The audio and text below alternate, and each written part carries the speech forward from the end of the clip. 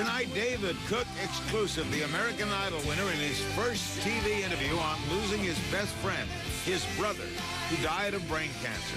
His emotions are moving on without the person who inspired him the most. And then, before we begin, a couple of notes. Thursday night, the Jonas Brothers for the full hour. And Friday night, I'm going to be in Las Vegas entertaining. That's when I'm going to be doing my comedy. I do have a funny act. And it'll be at the Encore Hotel in Las Vegas. My wife, Shawn, will open the proceedings. It starts at 8 o'clock, and if you'd like to get tickets and see us there, proceeds will go to my Cardiac Foundation. Just go on the website, EncoreLasVegas.com. We hope to see you there. Should be a lot of fun. It's a different side of me.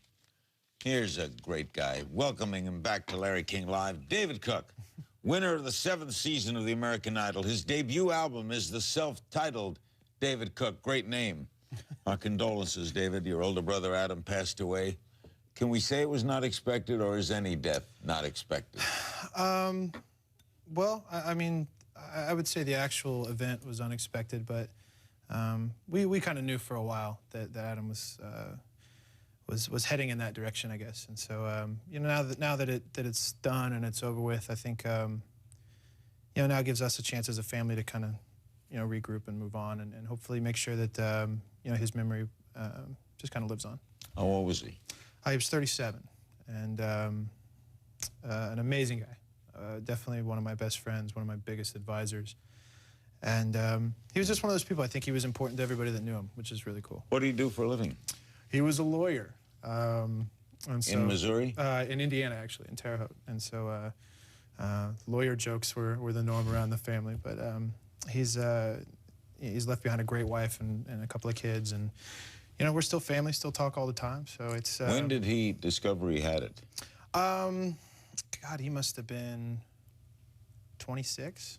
So he held on that long, 11 years? Yeah, Adam was defiant almost to a fault, and I say that in the most endearing sense. You know, the doctors, when they first diagnosed him, they gave him about 2 years, and every time they would give him a diagnosis of, you know, a definite amount of time, he would always seem to exceed it. And I remember I took a couple days off from this tour that we've been on back in March, because we gotten bad news that it was going to be a few days at best, and then of course he lasted 7 more weeks. So David learned of his brother's passing several hours after it happened. He'd arrived in Washington, D.C. for the Race for Hope, a fundraiser for brain cancer research.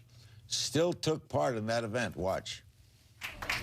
On a serious note, like everybody here, I'm affected by this disease. I actually lost my brother yesterday to a brain tumor, and I couldn't imagine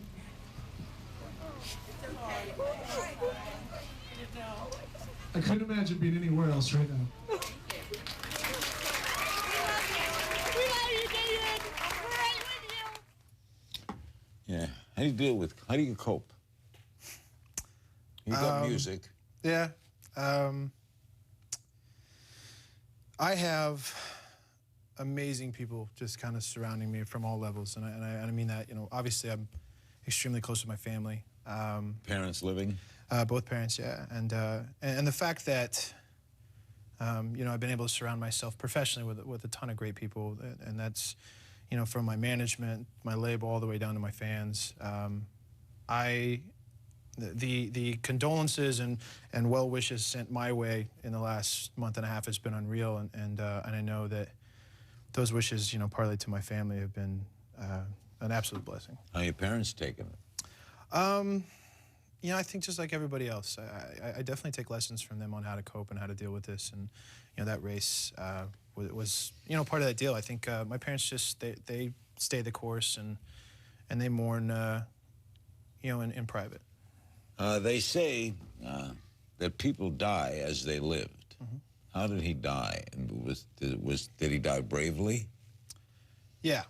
Adam died without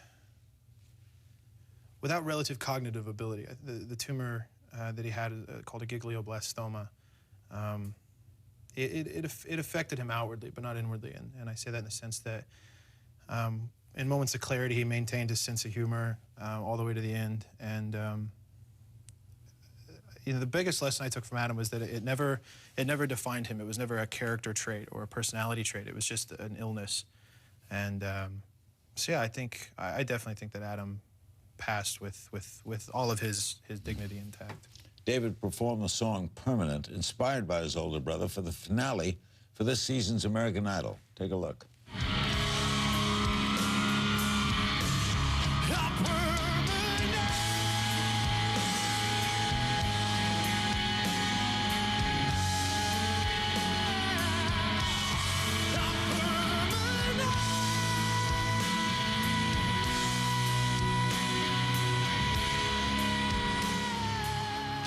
How did it feel to come back?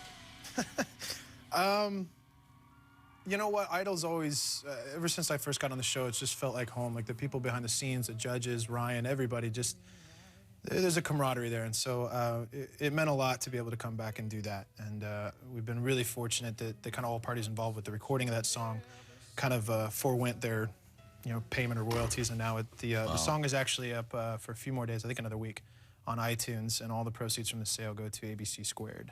Was it nice to work without the pressure of wondering if people are voting for you? Being a part of the finale for season 8 was definitely a lot less stressful than season 7. And I definitely had a level of empathy for Adam and Chris, but it is such a cool thing just to be a part of. I mean, the show at all, and let alone to get to the finale. And so, but it was very cool to be back. We'll talk about what's his career been doing since. Who's your all-time favorite Idol winner? That's tonight's quick vote. Give us your answers, CNN.com/Larry King. David's in the lead right now. Is sudden fame all it's cracked up to be? He might have a surprising answer. Since I don't know what it is, I'm as interested as you. It's next.